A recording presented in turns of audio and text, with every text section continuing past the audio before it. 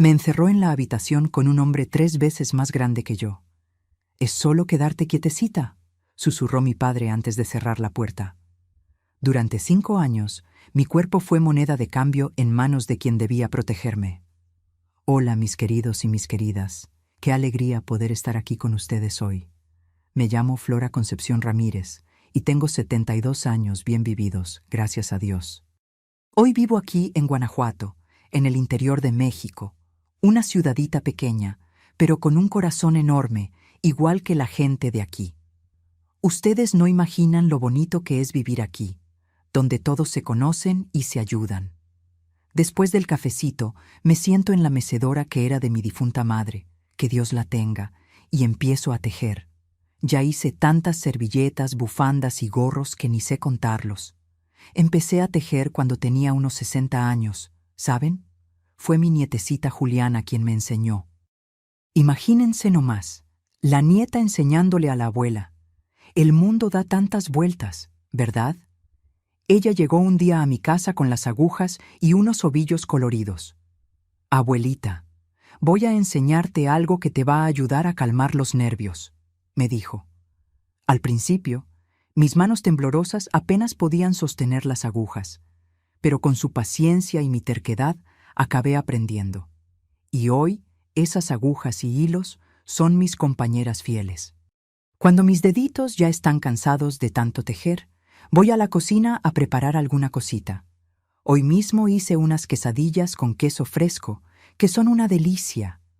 La receta vino de mi abuela, que era hija de indígenas de aquí de la región. En aquella época no había tantas modernidades, no. Todo lo hacíamos en el fogón de leña, con paciencia y cariño. Mi casita es sencilla, pero es mi rinconcito de paz. Tengo un portalito donde puse unas sillas y una mesita. Ahí recibo a las vecinas para platicar y tomar un café. Doña Lupe siempre trae tortillas recién hechas y doña Carmen cuenta las novedades del pueblo. Así vamos viviendo día tras día, compartiendo alegrías y tristezas. Por las tardecitas, cuando el sol ya se está poniendo, mis nietos llegan de la escuela. Tengo 3. Juliana de 15, Gabriel de 12 y la pequeña Mariana de 8 añitos. Ellos llenan la casa de vida con sus risas y juegos. Les ayudo con las tareas de la escuela, les cuento historias de antes y ellos me enseñan a usar estas tecnologías modernas. Fue Gabriel quien me enseñó a grabar estos videos para platicar con ustedes. Y antes de continuar mi historia, quería hacerles un pedido especial a ustedes que me están viendo. Si les gusta lo que están escuchando, por favor, dejen su like y suscríbanse al canal. Esto ayuda mucho a esta abuelita a seguir contando sus historias.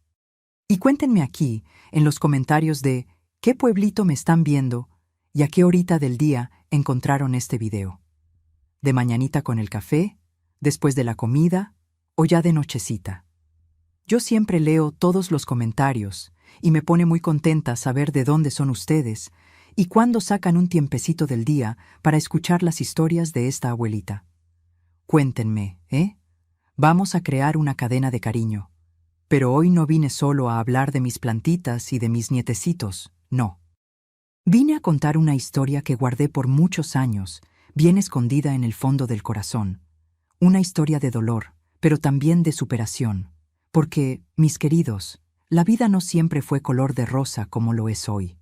Hubo un tiempo en que viví una pesadilla en manos de quien debería protegerme, mi propio padre. Nací en Dolores Hidalgo, cerquita del río Laja, en el interior de Guanajuato. Era un pueblito tranquilo, donde todos se conocían y las noticias corrían más rápido que las aguas del río. Nuestra casa era sencilla, de adobe con techo de palma, pero mi madre, Guadalupe, dejaba todo tan arregladito que parecía un palacio. Ella era una mujer fuerte, de manos gruesas de tanto trabajar, pero con una sonrisa que iluminaba el mundo entero. Mi padre, Eduardo, trabajaba como pescador y vendía el pescado en el mercado del pueblo. Era un hombre alto, de hombros anchos, con una risa que hacía temblar las paredes, pero que tenía una mirada que cambiaba como el tiempo. Éramos una familia grande. Además de mí, la más pequeña, tenía a mis 4 hermanos mayores. Gustavo, el mayor, que desde chico ayudaba a papá en la pesca. Después venía Esperanza, que tenía un don especial con las plantas. Ignacio, que era calladito y vivía con la cabeza metida en los libros que la maestra le prestaba. Y Olivia, que tenía unos 3 años más que yo y era mi compañera a todas horas. Nuestra casa quedaba en la parte más alejada de Dolores Hidalgo, casi a la orilla del río. Era una casa pequeña, pero el patio era enorme. Tenía árboles de mango, de guayaba y hasta unas gallinas que mamá criaba. El piso era de tierra y cuando llovía se formaba un lodo que aprovechábamos para hacer muñequitos. Las paredes eran de adobe, esa mezcla de barro con paja que nosotros mismos ayudábamos a preparar. Nuestra cocina tenía un fogón de leña que mamá encendía bien tempranito. El olor del café colándose en esos coladores de tela llenaba toda la casa. No teníamos baño dentro de casa, no. Era una casita de madera allá en el fondo del patio. Y cuando llovía era una tristeza tener que ir hasta allá. Nos bañábamos con agua del pozo que papá sacaba con una cuerda y un balde. En invierno era aquella agua helada que te erizaba todo el cuerpo, pero ni nos importaba. Era todo muy natural para nosotros. Mi infancia, hasta los 8 años, fue como la de cualquier niña del interior en aquella época. Me despertaba con el canto del gallo, ayudaba a mamá a barrer el patio y a alimentar a las gallinas. Después iba a la escuela, que era solo un saloncito donde la maestra Soledad enseñaba a todos los niños juntos, sin importar la edad. Recuerdo hasta hoy el olorcito del gis y de la cartilla amarillenta que usábamos para aprender las primeras letras. Después de la escuela era hora de jugar. Inventábamos cada juego. Había trompos, canicas, escondidas y mi favorito que era saltar la cuerda. Olivia siempre cantaba. Un hombre tocó a mi puerta y yo le abrí. Señoras y señores, pongan la mano en el suelo.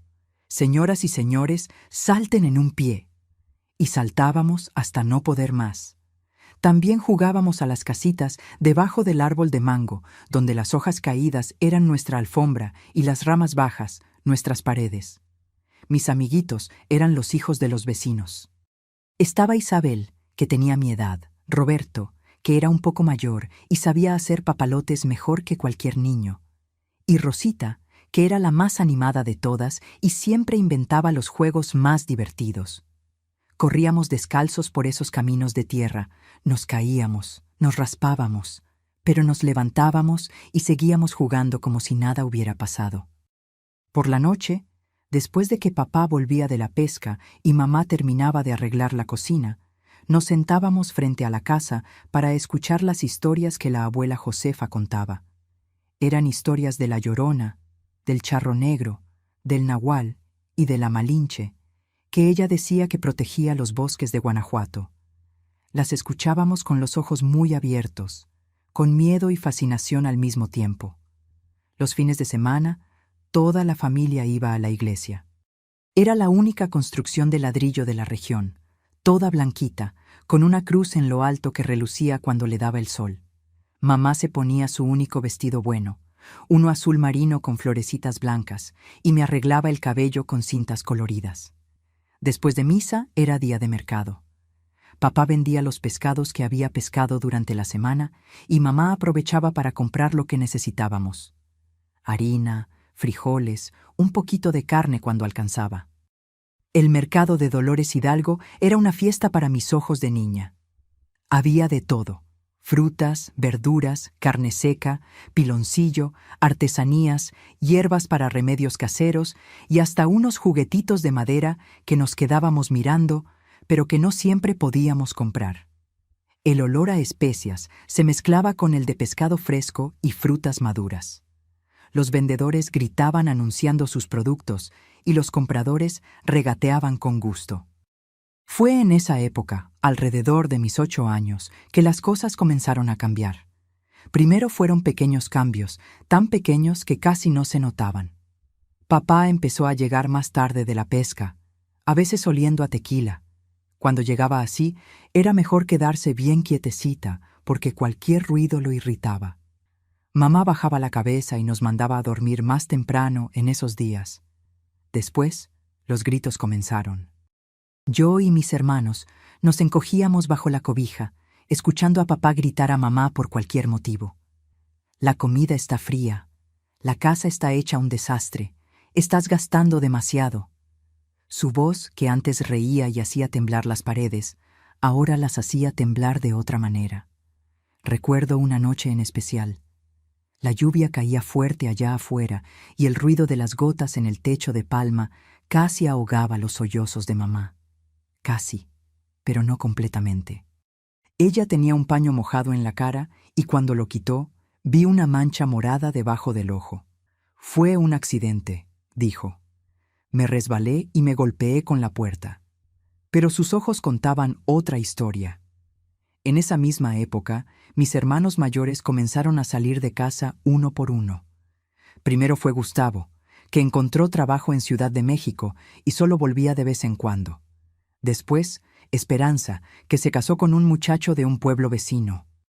Ignacio se fue a estudiar a la capital, con la ayuda de un profesor que vio potencial en él. Solo quedó Olivia, que pronto encontraría trabajo de empleada en una casa de familia en el mismo Dolores Hidalgo. Y fue ahí que el mundo comenzó a desmoronarse del todo. Una mañana nos despertamos con mamá sintiéndose mal, con una fiebre que no bajaba de ninguna manera. El doctor del pueblo vino a verla y dijo que era tifoidea, una enfermedad que se estaba extendiendo por la región a causa del agua contaminada. Por 2 meses, mamá luchó contra la enfermedad. Nosotros, los niños, nos turnábamos para darle las medicinas, cambiar los paños húmedos en su frente y hacer la comida que apenas podía tragar. En una noche de tormenta, igual a aquella en que vi lo morado en su rostro por primera vez, mamá nos llamó a mí y a Olivia cerca de la cama. Con voz débil, casi un susurro, dijo: «Cuídense la una a la otra, sean fuertes y recuerden que el amor de madre nunca termina, aunque la madre ya no esté aquí». Aquella madrugada, mientras el viento aullaba allá afuera, mamá Guadalupe partió de este mundo, dejando un vacío que jamás sería llenado. Y fue así, a los 10 años, que me vi sin el abrazo calientito y protector de mi madre, teniendo que enfrentar un mundo que, como pronto descubriría, podía ser mucho más aterrador que las historias de la Llorona que la abuela Josefa contaba. Después de que mamá se fue, la casa quedó diferente. El olor del café fresquito por la mañana fue sustituido por un silencio pesado. Las flores del jardín que ella tanto cuidaba comenzaron a marchitarse. Era como si el alma de nuestra casita se hubiera ido con ella. Durante algunas semanas, papá estuvo más callado. No gritaba, no bebía, solo miraba al vacío con aquellos ojos vacíos. Olivia, con sus 13 años, trataba de hacer el papel de mujer de la casa, pero todavía era una niña también. Yo intentaba ayudar como podía, lavando los trastes, barriendo el piso, alimentando a las gallinas, pero nada era como antes. Fue un sábado de mercado que noté el primer cambio. Papá volvió más temprano de lo normal, cargando una bolsa con comida, cosa que nunca hacía antes. «Me las arreglé para que mejoremos de vida», dijo, poniendo en la mesa un pedazo de carne que hacía mucho tiempo no veíamos. Olivia y yo nos miramos sin entender bien. Ese mismo día, después de la cena, él llamó a Olivia para una conversación a solas. Yo me quedé en la cocina fingiendo que limpiaba las ollas, pero aguzando el oído para tratar de escuchar. Solo logré captar algunas palabras sueltas: familia respetable, oportunidad, empleada, buen salario. Cuando Olivia volvió, tenía los ojos llorosos, pero una sonrisa débil en los labios. «Voy a trabajar en la casa de don Hernández», me contó más tarde, cuando estábamos acostadas en nuestro colchón de paja, compartiendo la misma cobija remendada. Papá dice que es una oportunidad de aprender a ser una muchacha decente y todavía ganar un dinerito para ayudar en casa. 2 semanas después, una mañana de domingo, vi a mi hermana partir con un bultico de ropa bajo el brazo. Papá la acompañó hasta la casa del tal don Hernández, que quedaba en la parte rica de Dolores Hidalgo, donde las casas tenían ventanas de vidrio y portones de hierro. Corrí tras ellos hasta un pedazo del camino, pero papá me mandó volver a casa. Solo tuve tiempo de abrazar a Olivia y prometerle que iría a visitarla todos los domingos. Y así me quedé, sola con papá en aquella casa, que se volvía más grande y más silenciosa cada día. Al principio, él todavía iba a pescar todos los días y yo cuidaba de la casa, como había aprendido con mamá. Pero pronto la rutina cambió. Papá comenzó a faltar a la pesca, diciendo que estaba cansado o que el tiempo no estaba bueno. Iba más y más a la cantina del Señor Jesús, donde los hombres se juntaban para beber tequila y jugar cartas. Cuando volvía, ya de noche, se tambaleaba por el camino y gritaba pidiendo comida caliente. Si no había, la culpa era mía. Inútil, ni para eso sirves, vociferaba, golpeando con la mano en la mesa. Yo temblaba como una hoja, pero no lloraba delante de él. Lloraba después, escondida bajo la cobija, abrazando la almohada, que todavía guardaba un poquito del olor de mamá. El domingo siguiente, como prometido, fui a visitar a Olivia. Pero cuando llegué a la casa grande de don Hernández, su mujer, doña Carmela, una señora flaca de nariz empinada, me dijo que Olivia estaba demasiado ocupada para recibir visitas. «Vuelve otro día», dijo, cerrando el portón en mi cara. Volví el domingo siguiente y el otro, siempre recibiendo la misma respuesta. Hasta que un día doña Carmela ni siquiera abrió el portón, solo gritó desde dentro de la casa. «Ya te dije que no puedes recibir visitas. No vuelvas más». Pasaron 3 meses sin noticias de mi hermana. 3 meses en que la situación en casa solo empeoraba. El dinero de la pesca, que ya era poco, se fue haciendo cada vez más raro. Las cuentas empezaron a acumularse. El arroz se acabó, después los frijoles. Llegué a pasar días comiendo solo tortillas con un poquito de sal. Fue en una de esas noches en que el estómago me rugía tanto que no podía dormir, cuando escuché la puerta del frente abrirse. Era bastante tarde y pensé que sería papá volviendo de la cantina, pero escuché voces diferentes, de hombres que no conocía. Me quedé quietecita en mi cama con el corazón latiendo fuerte. «¿Así que es aquí donde vives, Eduardo?», preguntó una voz gruesa. «Lugar humilde, ¿eh?». «Es lo que se puede tener», respondió papá con aquella voz arrastrada de cuando estaba borracho. «¡Pero entren, entren!».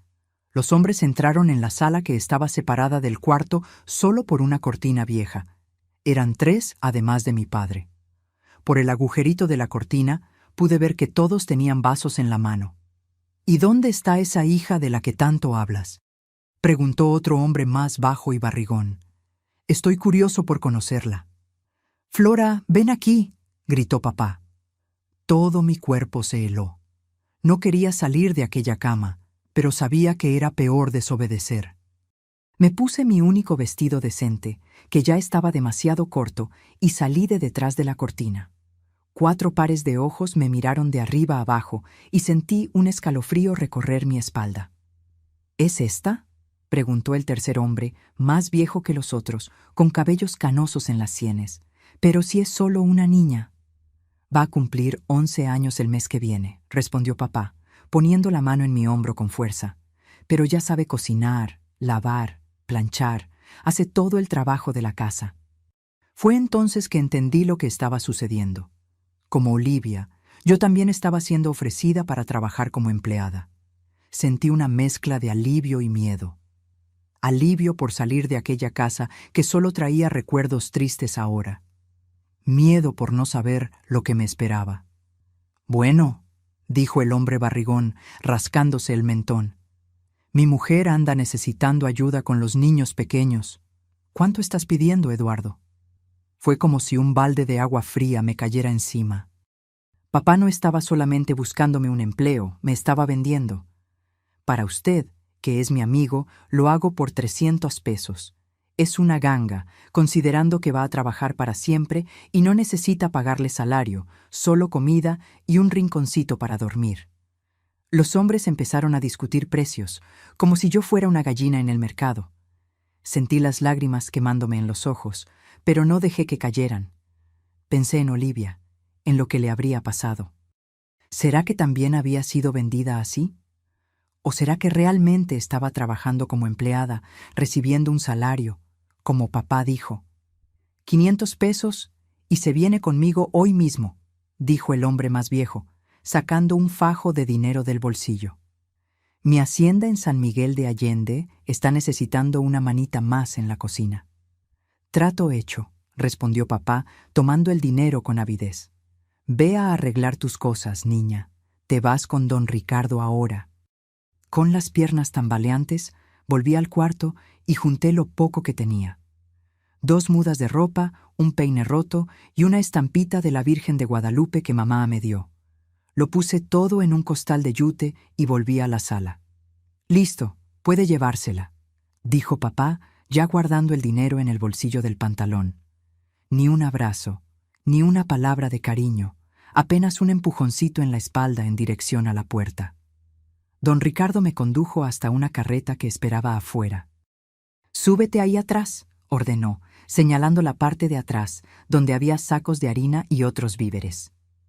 Obedecí en silencio, sentándome sobre uno de los sacos, abrazando mi bulto contra el pecho. Mientras la carreta se alejaba, miré hacia atrás una última vez. Papá estaba en la puerta contando el dinero a la luz del quinqué. No me miró, no hizo un gesto, no mostró ninguna señal de que estaba mandando lejos a su última hija. En ese momento, supe que estaba sola en el mundo. El viaje a San Miguel de Allende duró toda la noche. Encogida entre los sacos, balanceándome con los sacudones de la carreta en los caminos de tierra, traté de no pensar en lo que me esperaba. Intenté recordar las historias que la abuela Josefa contaba, los juegos con Olivia, la sonrisa de mamá, pero el miedo era más fuerte que los recuerdos. Cuando llegamos, ya amanecía. La hacienda de don Ricardo era enorme, con una casa principal de 2 pisos, blanca, con ventanas azules y varias construcciones menores esparcidas alrededor.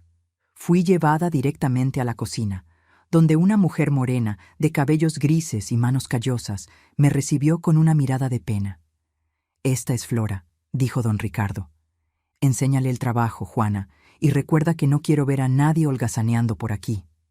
Juana asintió con la cabeza y esperó a que él saliera para acercarse a mí. «¿Cuántos años tienes, niña?», preguntó con una voz sorprendentemente amable. «Voy a cumplir 11», respondí todavía abrazada a mi bulto, como si pudiera protegerme. Ella suspiró profundamente. «Ay, Dios mío, otra niña más».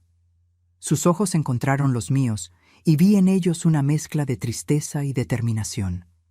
«Escucha bien, niña. Aquí en la hacienda de don Ricardo, las cosas no son fáciles, pero voy a hacer lo posible por protegerte.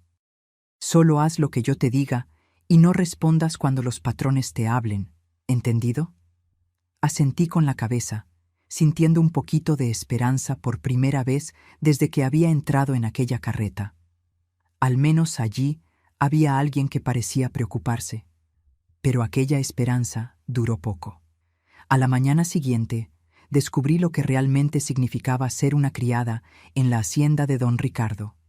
El sol todavía no había salido cuando Juana me despertó aquella primera mañana en la hacienda.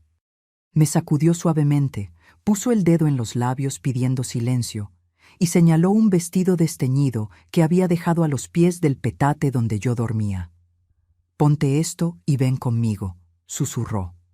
El vestido era demasiado grande, pero amarré la cintura con un pedazo de cuerda y seguí a Juana hasta la cocina. Era un cuarto grande con un fogón de leña enorme, una mesa larga de madera oscura en el centro y estanterías llenas de ollas de todos los tamaños. El olor a café recién colado y a leña quemada me recordó a casa y por un instante sentí un nudo en la garganta. «Aquí», dijo Juana entregándome un metate pesado. «Muele estos granos de café mientras preparo el desayuno de los patrones». Me senté en un banquito bajo y comencé a trabajar. El metate era pesado para mis brazos flacos y pronto mis manos comenzaron a arder. Pero continué, observando a Juana moverse por la cocina con la agilidad de quien conoce cada rincón. Ella amasaba la masa de las tortillas, cortaba frutas, batía huevos y todavía encontraba tiempo para lanzarme miradas alentadoras. Cuando el sol finalmente apareció, la mesa de la cocina ya estaba puesta para los trabajadores de la hacienda y una bandeja con el desayuno de los patrones esperaba para ser llevada a la casa grande. Juana me dio un pedazo de tortilla y una taza de café con leche. «Come rápido», dijo. Después hay que lavar todos los trastes. Apenas había terminado de comer cuando la puerta de la cocina se abrió y entró una mujer alta, de cabellos rubios, recogidos en un moño apretado. Era doña Pilar, esposa de don Ricardo. Sus ojos azules me examinaron de arriba a abajo con frialdad. «¿Así que tú eres la nueva criada?», dijo con un acento que delataba su origen extranjero. «Juana, después de que termine aquí, mándala a la casa grande. Quiero ver si sirve para algo más que la cocina». Después de que ella salió, Juana se acercó a mí. «Ten cuidado con doña Pilar», susurró. «No tiene paciencia con nadie, mucho menos con niños». Cuando terminé de lavar la montaña de trastes, con las manos arrugadas de tanto estar en el agua, Juana me dio instrucciones sobre cómo llegar a la casa grande. «No mires directamente a los patrones. No hables a menos que te pregunten algo y no toques nada sin permiso», aconsejó. La casa grande era un mundo diferente de la cocina. El suelo era de baldosas coloridas. Las paredes tenían papel tapiz con diseños de flores, y los muebles eran de madera tallada que brillaba como si acabara de ser pulida.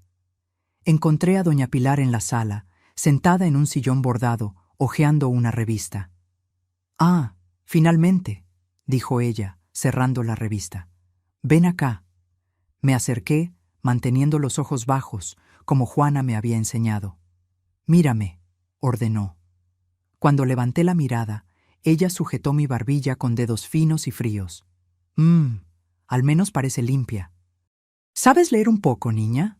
«Sí, señora», respondí, recordando las lecciones de la maestra Soledad. «Excelente, vas a limpiar la biblioteca. Cada libro debe ser sacado del estante, desempolvado y colocado exactamente en el mismo lugar. ¿Entendiste?». Pasé el día entero en la biblioteca, subiendo y bajando por una escalera de madera, sacando libros polvorientos de los estantes altos. Muchos tenían títulos en idiomas que no conocía, con tapas de cuero que olían a humedad y tiempo. Mis brazos dolían, mi estómago rugía de hambre, pero no me atreví a parar ni por un minuto. Cuando finalmente terminé, ya era casi de noche. Volví a la cocina exhausta, esperando poder comer algo. Juana me sirvió un plato de frijoles con tortilla y un pedazo pequeño de carne seca. «¿Cómo te fue allá?», preguntó mientras yo devoraba la comida. «Cansado», respondí, «pero creo que la señora quedó satisfecha». Juana sacudió la cabeza. «No te engañes, niña. Aquí nadie queda satisfecho nunca». Y ella tenía razón. En los días que siguieron, me di cuenta de que no importaba cuánto me esforzara, siempre había algo mal. Si lavaba el piso, no estaba lo suficientemente brillante. Si arreglaba las camas, las sábanas no estaban perfectamente estiradas. Si ayudaba en la cocina, era muy lenta o muy torpe. Las tareas eran interminables. Despertaba antes del sol para ayudar con el desayuno. Después limpiaba la casa grande, lavaba ropa, planchaba sábanas, restregaba ollas, escardaba el jardín, alimentaba a las gallinas y cualquier otro trabajo que necesitara ser hecho.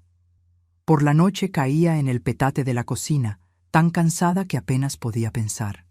Pero lo peor no era el trabajo en sí, era el trato. Para los patrones, yo era invisible hasta que hacía algo mal. Entonces, de repente, existía, pero solo para recibir gritos y a veces hasta golpes en las manos o tirones de orejas. Don Ricardo raramente aparecía en la cocina, pero cuando lo hacía, sus ojos pequeños y oscuros me seguían por la habitación, haciéndome sentir incómoda. Era un hombre grande, de hombros anchos y manos gruesas, con una voz que hacía temblar las paredes cuando se enojaba. Fue él quien me dio la primera paliza 2 semanas después de mi llegada. Estaba llevando una bandeja con la cena para el comedor, cuando tropecé con la alfombra y tiré una fuente de arroz. El ruido de la porcelana rompiéndose fue seguido por un silencio mortal. «Torpe», rugió don Ricardo, levantándose de la mesa. «¿Sabes cuánto cuesta esa porcelana?». Antes de que pudiera responder, agarró una vara delgada que estaba colgada en la pared. Yo nunca había entendido para qué servía hasta aquel momento. Los golpes en mis piernas y espalda ardían como fuego, pero aprendí ese día a no llorar delante de los patrones. Las lágrimas solo los irritaban más. Más tarde en la cocina, Juana puso un remedio de hierbas en las marcas rojas que la vara había dejado. «Tienes que ser más cuidadosa», dijo, pero su voz era amable. «Él no tiene piedad de nadie». Con el paso de los meses, fui aprendiendo a moverme por la casa como una sombra, a prever lo que los patrones querían antes incluso de que lo pidieran, a desaparecer cuando don Ricardo estaba de mal humor. Juana se convirtió en mi única amiga, la única persona que me trataba como gente. Fue ella quien me contó sobre los otros niños que habían pasado por allí. «Algunos huyen», dijo una noche, mientras hacíamos la última comida del día. «Pero la mayoría no tiene a dónde ir, y los que huyen, cuando los atrapan...». No completó la frase, pero la mirada que me lanzó lo decía todo. Una noche, casi un año después de mi llegada, Juana me llamó a un rincón oscuro de la cocina. «Tengo algo que contarte», susurró. «Pero tienes que jurar que no dirás nada». Prometí guardar el secreto y ella continuó. «Tu hermana, Olivia, trabaja en la casa de don Hernández, que es hermano de nuestro patrón». Mi corazón se aceleró. «¿La viste? ¿Está bien?» Juana se mordió el labio. «La vi cuando fui a entregar un encargo allá. Está viva, pero no puedo decir que esté bien. Aquella casa no es buen lugar para una muchacha joven». Quise preguntar más, suplicarle que me llevara hasta allá, pero Juana puso un dedo en mis labios. «No podemos hacer nada ahora, pero un día, quién sabe». La esperanza de algún día volver a ver a Olivia era como una pequeña llama que me mantenía viva. En los días más difíciles, cuando el trabajo parecía no tener fin, o cuando los gritos y las palizas se volvían insoportables, me aferraba a esa esperanza. Pero la realidad de la hacienda seguía siendo dura e implacable. Con el tiempo, mis dedos quedaron callosos de tanto restregar, mis manos agrietadas de tanto estar en el agua con sosa. Mi cuerpo, que era de niña cuando llegué, comenzaba a cambiar, y eso trajo nuevos peligros. Me di cuenta de que la mirada de don Ricardo sobre mí estaba diferente. Ya no era solo la mirada irritada del patrón a la empleada torpe. Era algo más, algo que me hacía querer esconderme cuando él estaba cerca. Juana también lo notó. «No te quedes sola con él», me advirtió cierta vez después de sorprender al patrón observándome mientras barría el porche. «Y si te llama para ir a su despacho por la noche, di que estás enferma, que tienes fiebre, cualquier cosa». Yo no entendía completamente lo que ella quería decir, pero sentía que era algo grave. El miedo pasó a ser mi compañero constante.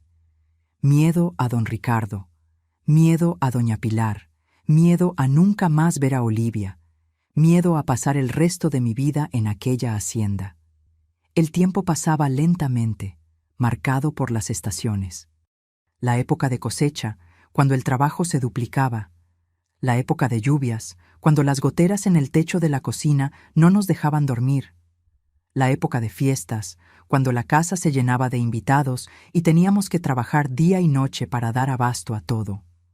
En una de esas fiestas, poco antes de mi cumpleaños número 12, ocurrió algo que lo cambiaría todo. La hacienda estaba llena de hacendados y sus esposas, todos vestidos con sus mejores ropas. Yo y otras 2 niñas, que habían sido traídas recientemente, Catalina y Matilde, servíamos bebidas y aperitivos, intentando ser invisibles como nos habían enseñado. Fue cuando vi un rostro conocido entre los invitados. Era don Hernández, el mismo que se había llevado a Olivia. Mi corazón se aceleró. Si él estaba allí, ¿sería posible que...? Y entonces la vi, entrando en el salón justo detrás de él, cargando una bandeja de dulces. Era Olivia, pero ya no era la niña que yo recordaba. A los 15 años parecía mucho mayor.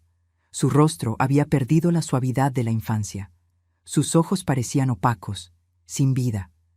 Cuando nuestras miradas se cruzaron, vi un destello de reconocimiento seguido por un gesto casi imperceptible, un pequeño movimiento de cabeza, como si dijera: «No muestres que me conoces». Obedecí, continuando mi trabajo como si nada hubiera pasado, pero por dentro mi corazón latía tan fuerte que pensé que todos podrían oírlo. Mi hermana estaba viva. Estaba allí a pocos metros de mí. Más tarde, cuando todos estaban ocupados con la cena, conseguí chocarme con ella en el pasillo. Encuéntrame en la veranda de atrás después de que todos se duerman. Susurré rápidamente antes de seguir mi camino, como si nada hubiera ocurrido. Aquella noche, mientras esperaba la hora de que todos se recogieran, hacía planes. Tal vez podríamos huir juntas, encontrar a nuestros hermanos mayores, comenzar una vida lejos de allí. La simple idea de estar con Olivia nuevamente me daba un valor que no sabía que tenía. Poco sabía yo que aquel reencuentro tan esperado cambiaría mi destino de formas que jamás podría imaginar. La casa finalmente se silenció alrededor de la medianoche. Los invitados, embriagados por el vino y la comida abundante, se retiraron a sus habitaciones. Los patrones, cansados de tanto socializar, también se retiraron. En la cocina, Juana y las otras criadas terminaban de guardar los últimos platos y ollas. «Voy a tomar un poco de aire allá afuera», susurré a Juana. «No puedo dormir con este calor». Ella me lanzó una mirada desconfiada, pero asintió. «No tardes y cuidado con los perros». Con el corazón latiendo acelerado, caminé entre las sombras hasta la veranda trasera.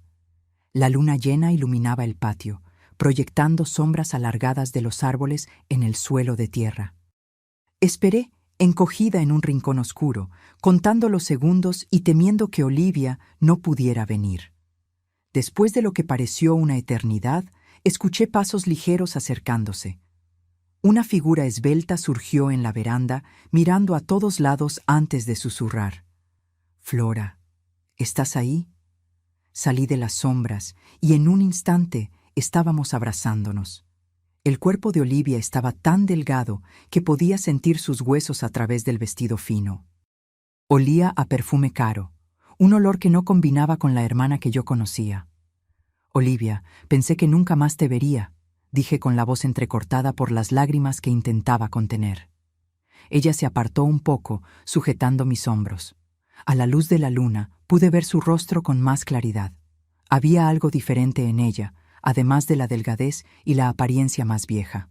Sus ojos, antes tan llenos de vida, ahora parecían distantes, como si parte de ella estuviera en otro lugar. «No tenemos mucho tiempo», dijo, mirando nerviosamente por encima del hombro. «Si descubren que estamos conversando». «¿Qué te pasó?», pregunté, incapaz de contener la pregunta que me consumía. «¿Por qué nunca más te vi? ¿Por qué no me dejaban visitarte?» Olivia bajó la mirada. «Flora, las cosas no son como papá dijo que serían.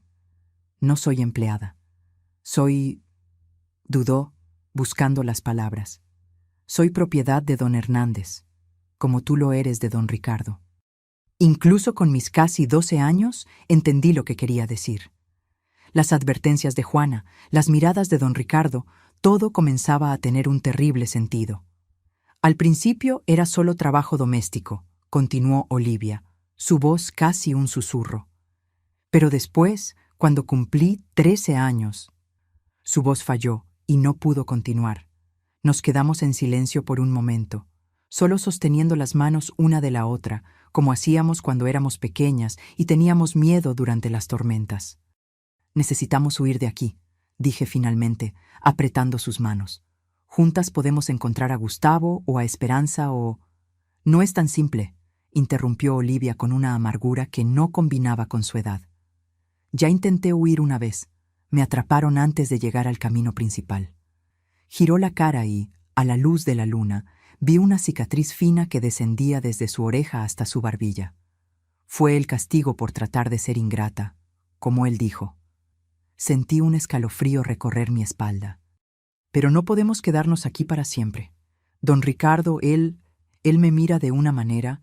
«Lo sé», dijo Olivia, y vi lágrimas brillando en sus ojos. «Es por eso que tenemos que ser astutas. No podemos simplemente correr. Necesitamos un plan». Asentí, sintiendo una mezcla de miedo y determinación creciendo dentro de mí. «¿Qué tipo de plan?». Olivia miró a los lados una vez más, asegurándose de que estábamos solas. «Hay un muchacho que trabaja en las tierras de don Hernández», Ramón. Él ha sido bueno conmigo. Me trae comida cuando estoy castigada. Me avisa cuando el patrón está de mal humor. Él dijo que conoce gente en Ciudad de México que puede ayudarnos. ¿Ciudad de México? ¿Está tan lejos? Pero es nuestra mejor oportunidad. Una ciudad grande donde podemos desaparecer. Y Gustavo está allá, ¿recuerdas? Si logramos llegar hasta él. La mención del nombre de nuestro hermano mayor trajo una pizca de esperanza. Gustavo siempre fue el fuerte, el protector.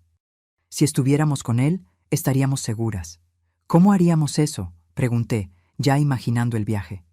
Dentro de un mes habrá la fiesta de la Independencia. Los patrones van a la ciudad, a una casa del alcalde. Llevan solo algunos empleados. Yo ya me ofrecí para ir. Tú necesitas hacer lo mismo. Si estamos en la ciudad, será más fácil escapar. El plan parecía peligroso, casi imposible, pero la alternativa, quedarme en la hacienda, esperando que don Ricardo finalmente hiciera conmigo lo que temía, era impensable. Lo intentaré, prometí. Pero ¿y si no me eligen para ir? Entonces intentaremos otra cosa, respondió Olivia con una determinación que me recordó a mamá. Pero no voy a dejarte aquí, Flora, no después de finalmente encontrarte. Oímos un ruido viniendo de la casa y nos separamos rápidamente. Tengo que volver, susurró Olivia. Si doña Carmela se da cuenta de que salí de la habitación, nos abrazamos una última vez fuertemente, como si quisiéramos absorber la presencia una de la otra para los días solitarios que vendrían. 1 mes, murmuró ella en mi oído. Aguanta firme 1 mes más.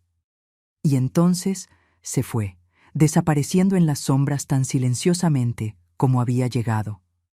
Me quedé allí algunos minutos más, sintiendo la brisa nocturna secar las lágrimas en mi rostro.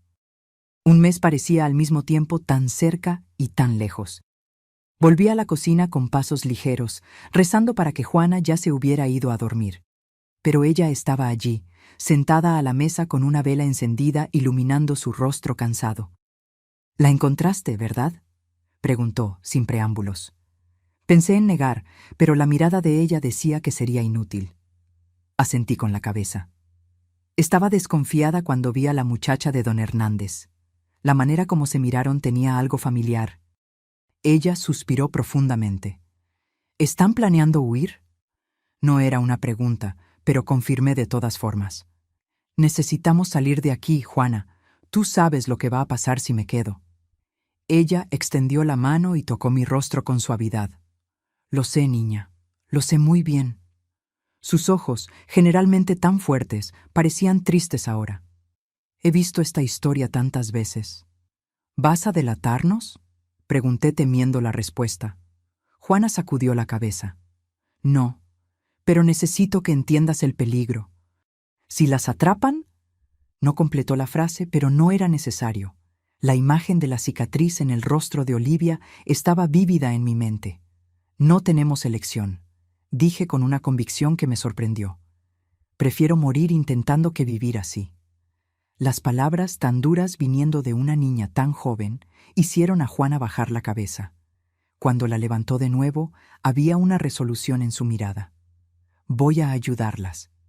En las semanas siguientes viví en un estado constante de nerviosismo. Cada vez que don Ricardo entraba en la cocina, yo temblaba. Cada vez que doña Pilar me llamaba, temía que de alguna forma hubiera descubierto nuestros planes. Para mi desesperación, a medida que la fiesta de la Independencia se acercaba, las miradas de don Ricardo se volvían más insistentes, más amenazadoras. Una noche, él me llamó a su despacho para servir tequila. Mientras llenaba su vaso, sentí su mano tocar mi pierna. Tiré la botella del susto y el tequila se derramó en su pantalón. La bofetada vino rápida, tomándome por sorpresa. «¡Torpe!», rugió él. «Esto va a salir de tu pellejo». Me encogí en el rincón esperando la golpiza, pero él solo se levantó, limpiándose el pantalón mojado. «Mañana», dijo con una voz que hizo helar mi sangre. «Mañana por la noche volverás aquí y limpiarás este desastre como es debido. ¿Entendido?». Salí corriendo en cuanto me despidió y corrí a la cocina, donde vomité toda la cena. Juana me encontró así, temblorosa y pálida. «¿Qué pasó?», preguntó ayudándome a levantarme. Entre sollozos conté lo que había ocurrido.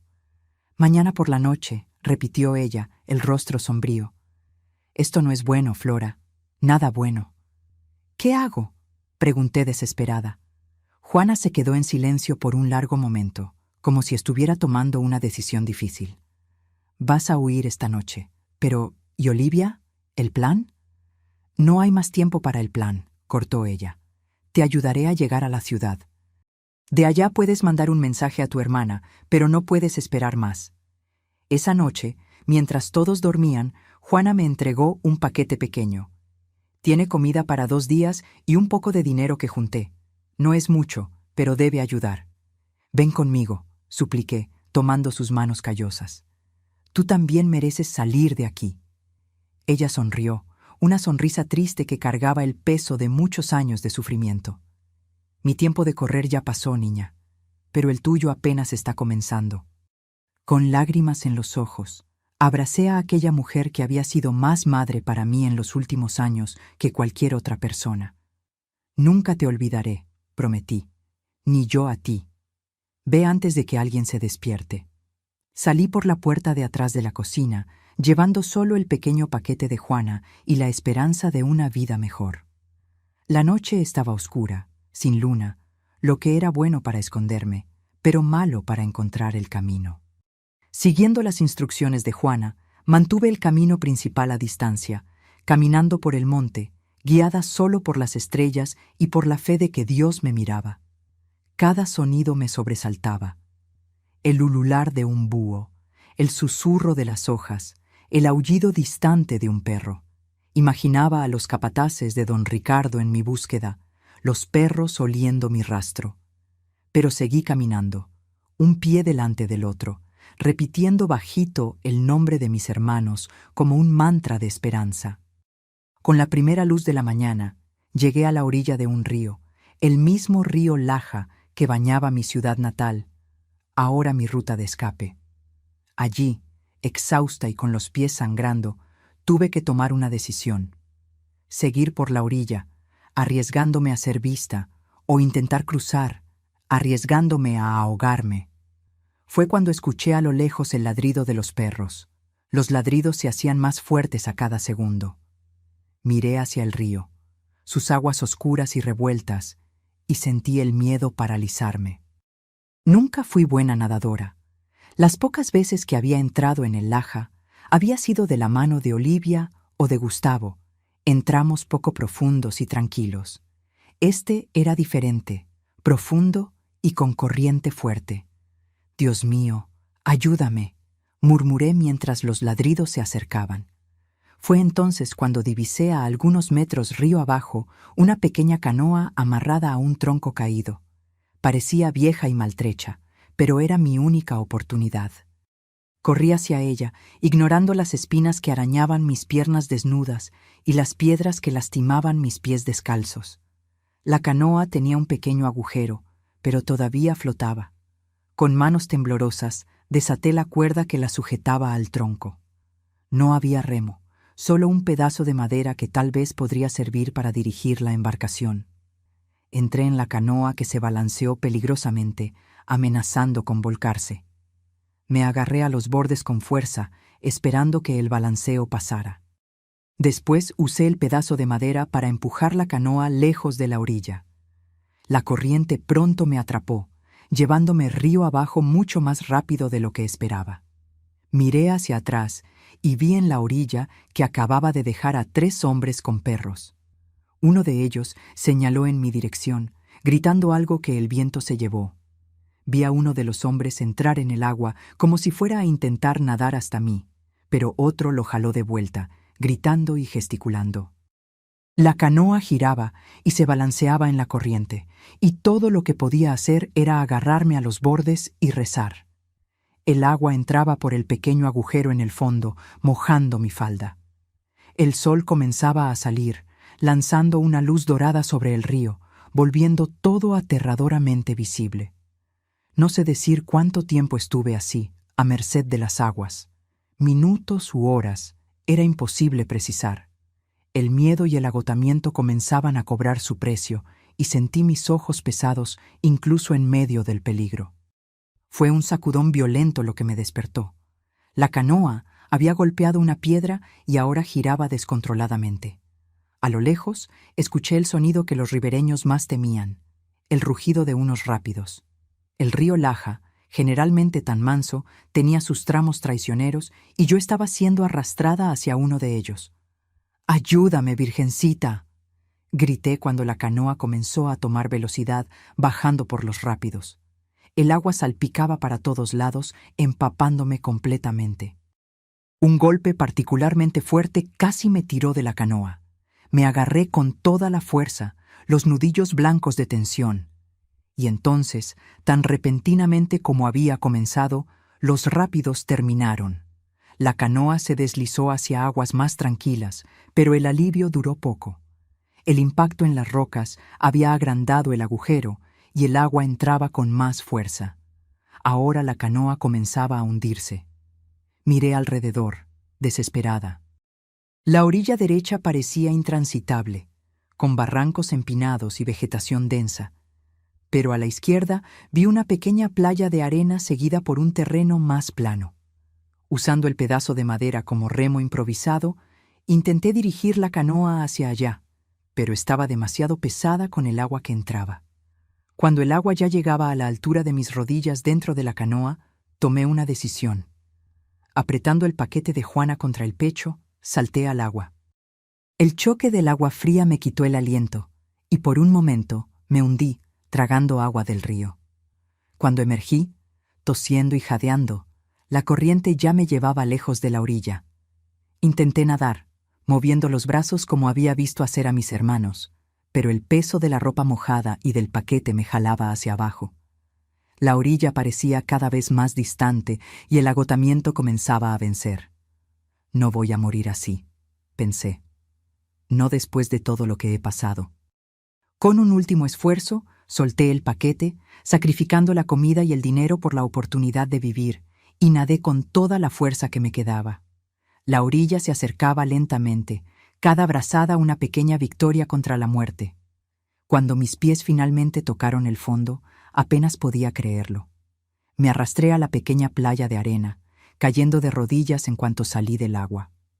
Me quedé allí tosiendo, temblando y llorando de alivio, pero no podía descansar por mucho tiempo.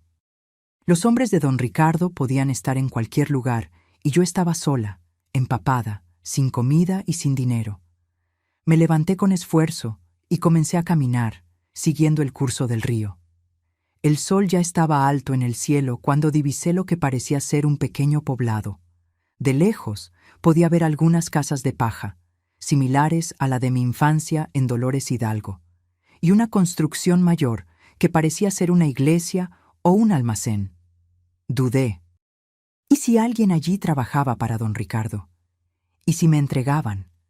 El hambre y el cansancio, sin embargo, hablaron más alto.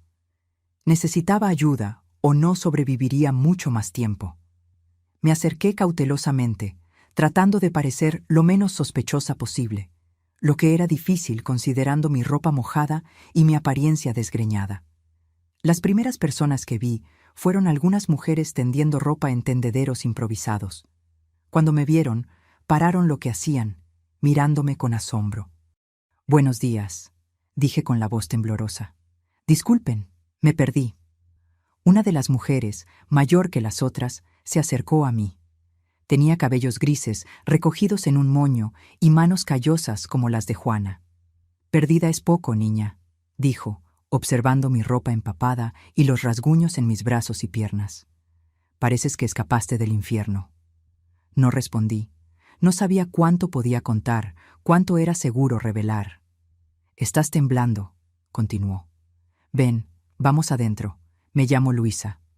La seguí hasta una casita simple, pero limpia y organizada. Dentro, el olor a café y a pan de elote me hizo recordar que no comía nada desde la noche anterior. Mi estómago rugió alto y Luisa sonrió. «Siéntate», dijo, señalando un banquito de madera cerca de la mesa. «Voy a buscar algo para que comas y una ropa seca». Mientras ella se movía por la casa, Miré alrededor, buscando señales de peligro. Vi solo los objetos típicos de un hogar simple: ollas de barro, canastos de palma, algunas imágenes de santos en la pared. Luisa volvió con una muda de ropa y un pedazo de toalla. «Cámbiate detrás de ese biombo», dijo, señalando un rincón de la sala. «Después ven a comer». La ropa era grande para mí, probablemente de una hija mayor, pero estaba limpia y seca. Cuando volví, Luisa ya había puesto en la mesa un plato con tamal, un pedazo de carne seca y una taza de café con leche. Me senté y comencé a comer, tratando de no demostrar lo hambrienta que estaba, pero sin mucho éxito. «Despacio», aconsejó Luisa, «o te hará mal». Cuando finalmente saciada, miré a la mujer que me había acogido con tanta bondad, pregunté: «Señora, ¿me ayudaría a llegar a Ciudad de México?». Luisa frunció el ceño. «¿Ciudad de México? Está lejos de aquí. ¿Qué hace una niña como tú queriendo ir tan lejos?». Bajé los ojos. «Mi hermano vive allá. Necesito encontrarlo». «¿Y tus padres?». Sentí las lágrimas volver. «Mi madre murió hace tiempo. Mi padre…». No conseguí continuar. Luisa pareció entender. Puso la mano sobre la mía. «Estás huyendo, ¿no es así?». Asentí con la cabeza, sin valor para mirarla. «De la hacienda de don Ricardo». Levanté los ojos, sorprendida. «¿Cómo lo sabe?». «No eres la primera niña que pasa por aquí en esa situación», respondió con un suspiro cansado. «Este pueblo, San Miguel el Alto, queda entre las tierras de don Ricardo y la ciudad de Guanajuato. De vez en cuando aparece alguna criada huyendo». «¿Va a entregarme?», pregunté, ya calculando la distancia hasta la puerta. «No, niña. Don Ricardo no tiene poder aquí. Este pueblito pertenece a la iglesia. El padre Tomás no deja a los capataces del hacendado entrar aquí». Sentí un alivio tan grande que casi me desplomé en la silla. «Gracias a Dios», murmuré. «Pero no va a ser fácil llegar a Ciudad de México», continuó Luisa. «Es más de un día de viaje. Tienes que tomar el autobús hasta Guadalajara y de allí otro hasta la capital». Al oír el nombre de mi ciudad natal, sentí un nudo en el corazón. No puedo volver a Dolores Hidalgo. Mi padre puede encontrarme. Luisa se quedó pensativa. «Entiendo, pero hay otro camino. Puedes tomar el autobús de aquí hasta San Luis Potosí y de allí el autobús para Ciudad de México. Es más largo, pero más seguro». La mención de dinero me hizo recordar el paquete perdido en el río. «No tengo cómo pagar el pasaje», confesé avergonzada. Luisa se quedó en silencio por un momento. Después se levantó y fue hasta un pequeño baúl en el rincón de la sala. Volvió con un saquito de tela. «Esto debe ser suficiente para los pasajes y un poco de comida», dijo, entregándome el saquito que tintineaba con monedas. Era para el ajuar de mi hija menor, Lucía, pero ella también fue llevada a una hacienda. Nunca más volvió. Miré el saquito, después a Luisa, sin palabras para expresar mi gratitud. «Solo prométeme una cosa», continuó, sosteniendo mis manos. «Cuando llegues a Ciudad de México, busca ayuda. No te quedes sola en las calles. Y un día, cuando puedas, ayuda a otra niña que lo necesite, como yo te estoy ayudando ahora». Prometí con lágrimas en los ojos. «Voy a buscar a mi hermano Gustavo y después voy a volver para buscar a mi hermana Olivia. Ella todavía está presa en la hacienda del hermano de don Ricardo». Luisa sonrió, una sonrisa triste que hablaba de muchas pérdidas. «Tienes valor, niña. Lo vas a necesitar». Esa misma tarde, Luisa me llevó hasta el pequeño embarcadero del pueblo. Un autobús se preparaba para salir hacia San Luis Potosí. «¡Daniel!», llamó Luisa, saludando al hombre que acomodaba maletas en el autobús. «Tengo una pasajera para ti». Daniel, un hombre de mediana edad con la piel curtida por el sol y el polvo, me miró con curiosidad. «Es sobrina de una amiga mía de San Luis Potosí», explicó Luisa con una naturalidad que me sorprendió. «Está volviendo a su casa después de visitarme». «El autobús no es de pasajeros», refunfuñó Daniel. «Pero por usted, doña Luisa, hago una excepción». Luisa me abrazó fuerte antes de que yo subiera al autobús. Que Dios te proteja, niña. Gracias por todo, susurré. Nunca la olvidaré. El autobús partió entre nubes de polvo, dejando atrás el pequeño pueblo que había sido mi refugio. Me senté junto a la ventana, mirando los campos que habían sido testigos de mi huida desesperada. El viaje hasta San Luis Potosí llevó casi un día entero. Daniel no hizo muchas preguntas, solo me ofreció agua y un poco de tortillas con frijoles. Cuando finalmente llegamos, ya anochecía. La terminal de autobuses de San Luis Potosí era mucho más grande y más bulliciosa que la del pueblito. Autobuses de todos los tamaños llegaban y partían, cargados de mercancías y personas. Daniel me indicó dónde quedaba la salida de los autobuses hacia Ciudad de México. «Hay autobuses para la capital mañana temprano», dijo. «Ten cuidado por ahí, niña». Pasé la noche en la terminal, acurrucada en un rincón, con miedo de cerrar los ojos y despertar de vuelta en la hacienda. Cuando anunciaron el primer autobús para Ciudad de México, compré mi pasaje y embarqué, todavía sin creer que realmente estaba escapando. El viaje fue largo por carreteras llenas de baches que hacían el autobús balancearse como una canoa en aguas turbulentas. Pero cada kilómetro me alejaba de don Ricardo y me acercaba a la libertad, y tal vez a Gustavo. Ciudad de México surgió en el horizonte como un espejismo. Nunca había visto una ciudad tan grande. Edificios que parecían tocar el cielo, calles anchas llenas de coches, personas apuradas para todos lados. Cuando bajé del autobús, me quedé parada, sin saber a dónde ir. «Oye, ¿estás perdida?», preguntó un niño de la calle que vendía chicles cerca de la terminal. «Estoy buscando a mi hermano», respondí. «Gustavo Ramírez. Trabaja en una construcción». El niño hizo una mueca. «Hay un montón de construcciones en Ciudad de México. ¿Sabes en cuál?». No sabía. La última noticia que habíamos recibido de Gustavo había sido años atrás, cuando mandó a decir que estaba trabajando en una obra en Ciudad de México, pero dónde exactamente, nadie sabía. «Quizás en el mercado encuentres a alguien que lo conozca», sugirió el niño. «Hay gente de todas partes allá». Seguí su indicación y llegué al mercado central de Ciudad de México. Era una explosión de colores, sonidos y olores que me aturdió. Puestos vendían de todo: frutas, verduras, carnes, ropa, artesanías, hierbas. Los vendedores gritaban anunciando sus productos. Los clientes regateaban, niños corrían entre los puestos. Pasé el día entero caminando por el mercado, preguntando a todos los vendedores si conocían a Gustavo Ramírez. La mayoría solo sacudía la cabeza negativamente. Algunos hacían preguntas que no sabía responder. Cuando el mercado comenzó a cerrar, me di cuenta de que estaba de vuelta en el punto de partida. Con el dinero que quedaba, compré un poco de comida y encontré una pensión barata cerca de la terminal. La dueña, una señora llamada Mercedes, me miró desconfiada cuando pedí un cuarto. «¿Dónde están tus padres, niña?». «Estoy buscando a mi hermano», respondí, repitiendo la historia que había ensayado. «Él trabaja en una construcción aquí en Ciudad de México. Vine del interior para quedarme con él». Mercedes no pareció muy convencida, pero aceptó el dinero que le ofrecí. «Solo por una noche», dijo. «Mañana tienes que encontrar a tu hermano». El cuarto era pequeño y simple, pero limpio. Me acosté en la cama, exhausta, pero incapaz de dormir. La libertad tan soñada ahora venía acompañada de un nuevo miedo: el de no encontrar a Gustavo, de quedar sola en una ciudad grande y desconocida. Al día siguiente, después de un desayuno simple ofrecido por Mercedes, salí nuevamente en busca de mi hermano.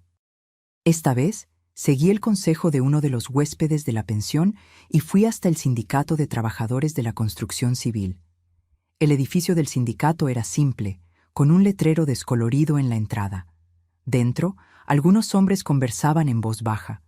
Me acerqué tímidamente al mostrador, donde un señor de lentes organizaba papeles.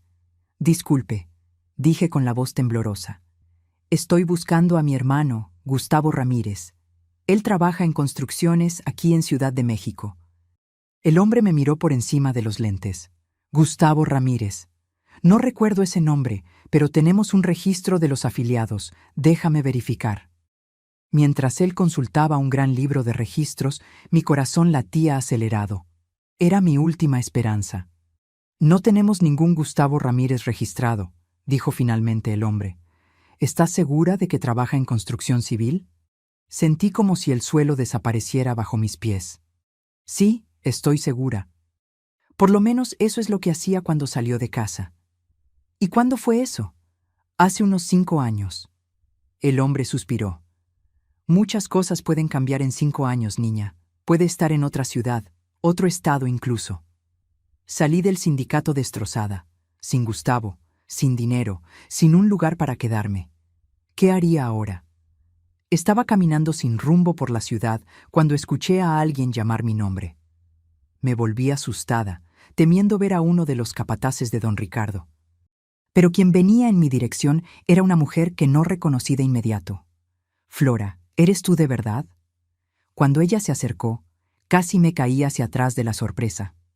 Era Esperanza, mi hermana mayor, que había salido de casa para casarse años atrás. Estaba diferente, el cabello más corto, ropa de ciudad, pero era ella, sin duda. Esperanza, exclamé corriendo para abrazarla. ¿Cómo? ¿Cómo me encontraste?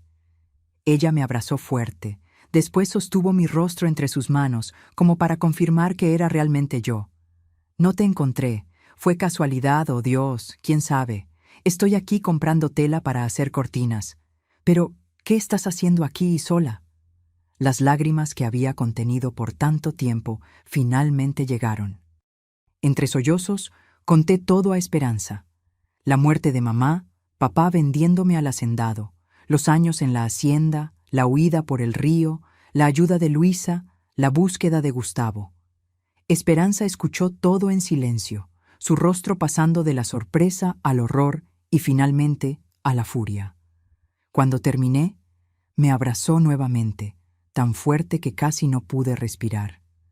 Mi hermanita, dijo con la voz entrecortada. Pasé por tantas dificultades que no volví a verlos. Pensé que estaban bien con papá. Si hubiera sabido, no es tu culpa, le dije secándome las lágrimas. Tú no sabías. Esperanza sostuvo mis manos. ¿Vienes a vivir conmigo ahora?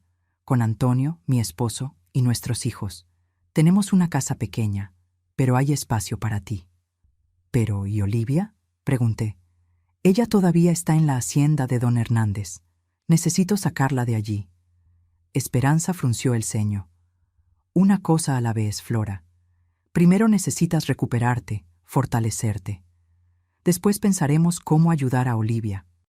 Y así, en el espacio de un día, mi vida cambió completamente una vez más. De niña perdida y desesperada, pasé a tener un hogar, una familia. Esperanza y Antonio me recibieron con los brazos abiertos en su casa, en un barrio sencillo de Ciudad de México. En los meses que siguieron, fui adaptándome a la vida en la ciudad. Esperanza insistió en que volviera a estudiar, y comencé a asistir a una escuela cerca de casa. Al principio fue difícil. Estaba muy atrasada en relación con los otros niños de mi edad, pero estudiaba con ahínco, determinada a recuperar el tiempo perdido. Por la noche, sin embargo, las pesadillas venían. Soñaba con don Ricardo persiguiéndome, con el agua del río tragándome, con Olivia presa y pidiendo socorro. Despertaba gritando, empapada de sudor, y Esperanza venía a calmarme. Pasará, decía, acariciando mi cabello como mamá solía hacer. Con el tiempo pasará. Pero el tiempo pasaba y la preocupación por Olivia solo aumentaba. Necesitaba salvarla como me había salvado a mí misma. Necesitaba cumplir la promesa que nos hicimos aquella noche en la veranda de la hacienda. Fue cuando Ignacio, nuestro hermano estudioso, apareció para una visita. Estaba terminando la carrera de Derecho en Monterrey y había venido a pasar las vacaciones a Ciudad de México. Cuando supo de mi historia y de Olivia, su rostro generalmente calmado se transformó. «Esto es un crimen, Flora. Lo que te hicieron, lo que le están haciendo a Olivia, es trabajo esclavo, es abuso, es tráfico de personas. Tenemos que denunciarlo». «¿Denunciar?», pregunté sin entender. «¿A quién? La policía obedece a los hacendados». No en todas partes, respondió Ignacio. Hay autoridades federales que investigan ese tipo de crímenes, abogados que no tienen miedo a los hacendados, periodistas que pueden exponer esto. Y así, con la ayuda de Ignacio, comenzamos a planear no solo el rescate de Olivia, sino el fin del imperio de terror de don Ricardo y don Hernández. Hoy, cuando miro por la ventana de mi casita en Guanajuato y veo el sol naciendo, agradezco a Dios por cada día. La vida me enseñó que, incluso en las noches más oscuras, el amanecer siempre llega. La denuncia que Ignacio hizo contra los hacendados tardó en surtir efecto. Tenían amigos poderosos, pero eventualmente la justicia llegó. Tuve que revivir todo en el tribunal, enfrentar la mirada de don Ricardo, pero no estaba sola. Esperanza, Antonio e Ignacio permanecieron a mi lado. Lo más difícil fue el rescate de Olivia. Cuando conseguimos la orden judicial para buscarla, descubrimos que ya no estaba en la hacienda. Había sido vendida nuevamente y nadie sabía o fingía no saber a dónde. Fueron meses angustiosos. Las autoridades registraron haciendas en varios estados. Pusimos anuncios en periódicos, distribuimos fotos, visitamos hospitales e incluso cárceles. Cuando finalmente la encontramos en una hacienda remota en Chihuahua, estaba irreconocible, flaca, con la mirada perdida, el cuerpo marcado por cicatrices. Olivia había sido vendida varias veces, pasando de un hacendado a otro como mercancía. La recuperación fue lenta. Pasó años en tratamiento lidiando con los traumas. Hubo días en que pensé que nunca más veríamos a la Olivia alegre que conocí en la infancia. Pero el ser humano tiene una capacidad increíble de curación cuando recibe amor. Con el tiempo, Olivia encontró su camino. Se mudó a un convento en Puebla, donde las hermanas la acogieron. Allí encontró paz trabajando en el jardín. Hoy, con 75 años, todavía vive allá, serena en su simplicidad. En cuanto a mí, terminé los estudios e hice la carrera de trabajo social. Quería ayudar a otras niñas que, como yo y Olivia, habían sido víctimas de explotación. Trabajé por más de 30 años en la Secretaría de Asistencia Social de Ciudad de México, tratando casos de niños en situación de riesgo. Cada niño que conseguía salvar era una forma de curar mis propias heridas. Vi cosas terribles, situaciones que recordaban mucho lo que viví, pero también vi milagros ocurrir cuando las personas se unían para proteger a los más vulnerables. Fue a través de mi trabajo que conocí a Ramón, un delegado especializado en crímenes contra niños. Nos conocimos durante una operación para rescatar niñas de una red de explotación y algo nos conectó inmediatamente. Nos casamos cuando yo tenía 32 años, tarde para los estándares de la época, pero era el tiempo que necesitaba para sentirme lista. Ramón me enseñó que no todos los hombres son como mi padre o don Ricardo, que existe bondad genuina en este mundo. Tuvimos 2 hijos, Mauricio, hoy médico en Monterrey, y Claudia, que trabaja con derechos humanos en la Ciudad de México, son mis mayores orgullos junto con mis 3 nietos, Juliana, Gabriel y la pequeña Mariana. Cuando nos jubilamos, Ramón y yo decidimos salir de Ciudad de México y mudarnos a Guanajuato. Queríamos tranquilidad, cercanía con la naturaleza, un lugar para curar las últimas heridas que todavía llevábamos. Vivimos juntos por más de 40 años. Ramón partió hace 3 años, víctima de un infarto fulminante. Fue rápido. Estaba en el patio cuando cayó. No sufrió y por eso estoy agradecida. Ahora vivo sola, pero nunca me siento solitaria. Mis hijos me visitan regularmente. Mis nietos pasan las vacaciones conmigo. Mis vecinas Lupe y Carmen son compañeras de café y conversaciones. Lo que más me realiza hoy es poder compartir mi historia. Durante años, mantuve todo escondido, con vergüenza y miedo. Pero me di cuenta de que el silencio solo protege a los agresores.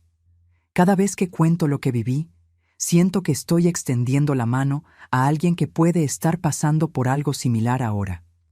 Trabajo como voluntaria en un centro de apoyo a víctimas de violencia aquí en Guanajuato.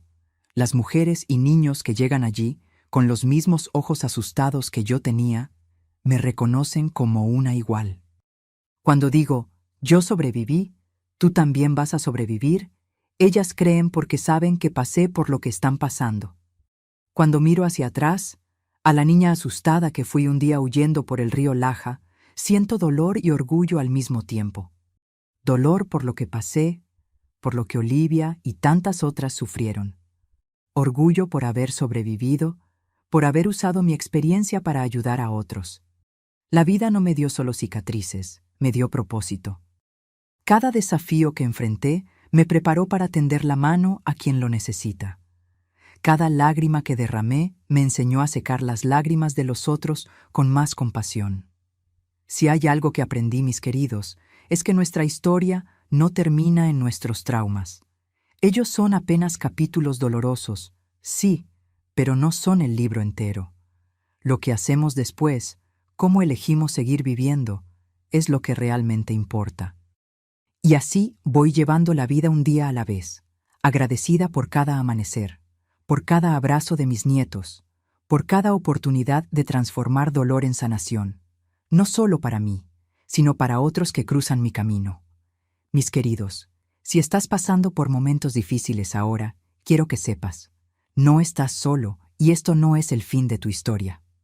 Cuando huí de la hacienda, pensaba que nunca más sería feliz, que las marcas que cargaba por dentro y por fuera me definirían para siempre. Estaba equivocada. Somos mucho más que nuestras peores experiencias. Lo que aprendí en la vida, y quiero compartir con ustedes, es que nuestra capacidad de recomenzar es mucho mayor de lo que imaginamos. Cuando todo parece perdido, cuando el dolor parece que va a tragarnos, aún así existe un camino adelante. Aprendí que cada persona que encontramos puede cambiar nuestra trayectoria. Juana me mostró protección cuando más la necesitaba. Luisa me dio esperanza cuando todo parecía imposible. Esperanza me ofreció un hogar cuando no tenía a dónde ir. Nunca subestimes el poder de tender la mano a alguien que sufre. Literalmente puedes salvar una vida. Aprendí que la justicia y la sanación no siempre llegan a la velocidad que queremos. Tomó años para que los hacendados fueran castigados, más tiempo aún para que Olivia se recuperara. Pero eso no significa que debamos rendirnos. La persistencia es una forma de valentía. Aprendí que nuestro mayor poder está en transformar nuestro dolor en algo significativo. Usé mi experiencia para identificar señales de abuso que otros no podían ver, para alcanzar a niños antes de que ocurriera lo peor. Nuestras heridas pueden convertirse en ventanas, a través de las cuales vemos el sufrimiento de los demás con más claridad y compasión. Aprendí que el cuerpo puede ser lastimado, pero el espíritu tiene una fuerza indomable. Incluso en las peores situaciones, existe una parte de nosotros que permanece intocable, que ningún agresor puede alcanzar. Es esa parte la que nos permite reconstruir, renacer, recomenzar. Si estás sufriendo ahora, no te avergüences de pedir ayuda. No es debilidad, es el primer paso hacia la libertad. Busca autoridades, organizaciones de protección, personas de confianza. No creas cuando te digan que no tienes salida. Siempre hay un camino, incluso cuando no podemos verlo en el momento. Y si conoces a alguien que está viviendo el infierno que yo viví, no te quedes en silencio. Sé la voz de quien aún no puede hablar. Sé la mano extendida para quien cree que está solo. Mis queridos, si mi historia tocó su corazón, les pido que se suscriban al canal y activen la campanita. Cada suscripción me da fuerza para seguir compartiendo estas memorias dolorosas. Cuando contamos nuestras historias de superación, creamos una red de esperanza que puede alcanzar a quien más lo necesita. Es como encender una vela en la oscuridad. Su luz puede guiar a alguien que está perdido. Dejen en los comentarios la palabra recomienzo. Solo quien vio hasta aquí entiende el verdadero poder de esa palabra. Háganlo ahora, no esperen ni un minuto más. La vida va más allá del dolor. Crean en eso. Yo soy la prueba viva de que es posible sobrevivir, sanar, florecer y finalmente ayudar a otros a hacer lo mismo. Esa es la verdadera victoria sobre aquellos que intentaron destruirnos. Que Dios bendiga a cada uno de ustedes y que nunca falte esperanza en sus corazones.